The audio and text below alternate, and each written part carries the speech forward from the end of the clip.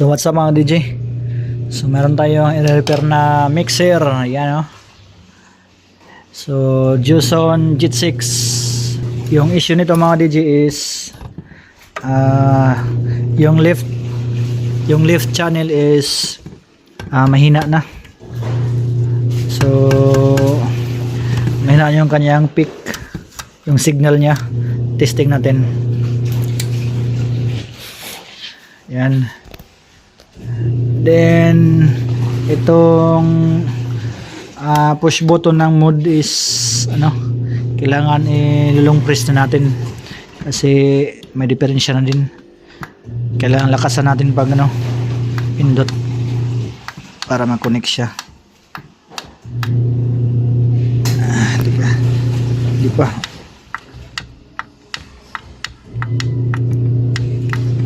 Yan, Bluetooth.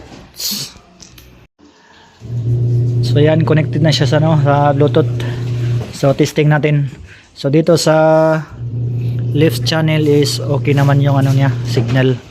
Yung dito lang sa right kasi yung audio is mahina. Testing natin. So meron daw audio na. Yan, ito yung master volume. Then dito yung volume ng ating input. So yan o. So dito mapapansin nyo yung left channel is malakas na. So dito sa right mahina. Tapos yung kanyang yung pan nito is naka-center na oh. Yan.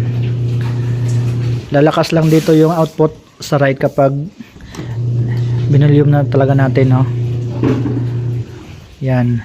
Dapat ganun lang yung normal niyan. Nasa 0 dB. Pero dito wala na oh. So i-check natin kung ano nga ba yung sira nito. Yan. So balikan ko lang kayo. So bali na baklas ko na yung board. At may nakita tayo kapasitor. Sobrang kinalawang kaya naputol na yung mga paa niya. Talagang humiwalay talaga siya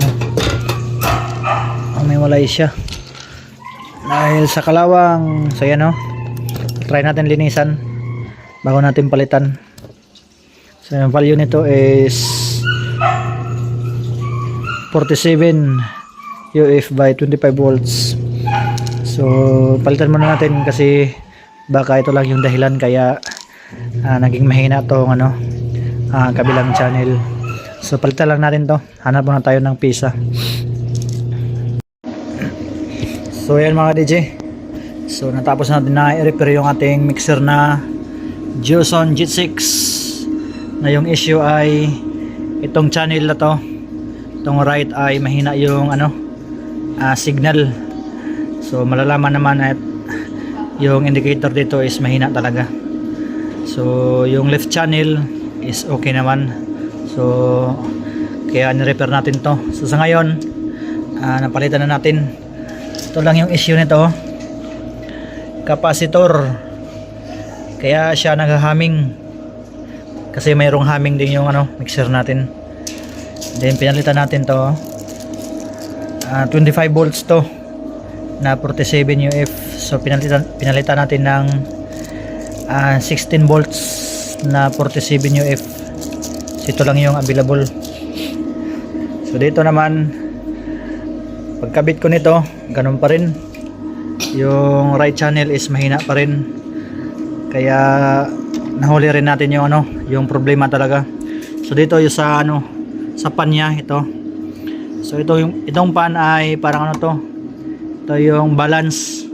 Kailangan naka-center lang yung nito para mag-balance yung kanyang audio. So sa nito, sa problema nito is yung kanyang potentiometer kasi sira na pala. Yan, hindi na nagwo-work yung kanyang right channel doon sa kanyang potentiometer. So ginawa natin is wala tayong pampalit kaya nag-jump tayo 3 pin to 3 pin. So yung 1 and 3 ginamp natin kasi yung gitna is ground yan. So ginamp natin kaya ito na the moment of truth. Sound check natin. So kanina hindi pantay yung signal. Ito.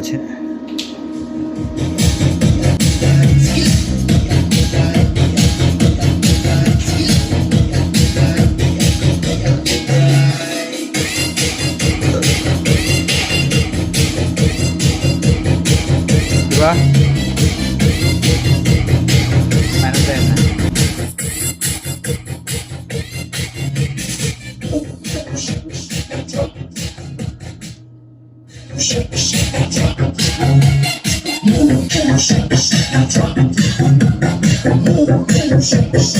So yan, goods na. Please like and subscribe.